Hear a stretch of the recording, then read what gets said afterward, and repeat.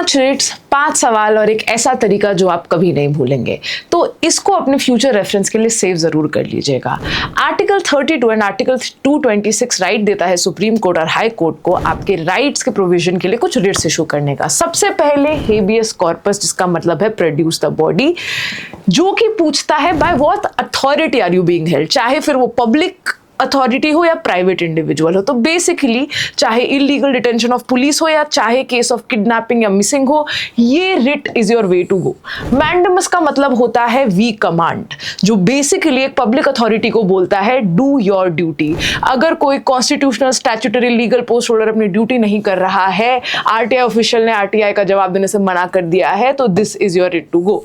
Now certiorari और prohibition दोनों quasi judicial bodies या जुडिशियल बॉडी से खिलाफ ही इशू हो सकते हैं। एक सुपीरियर कोर्ट एक लोअर कोर्ट को बोलता है, पर सर्टररी बोलता है वाज दैट ऑर्डर वैलिड, जबकि एक ऑर्डर फाइनली दे दिया गया हो, यानी केस खत्म हो चुका हो। और प्रोहिबिशन बोलता है स्टॉप, यानी कि ये केस खत्म होने से पहले बोला जाता है। दोनों ही केस में लोअर कोर्ट अपनी ज्यूरिसडिक्शन एक्सीड कर रहे होते हैं।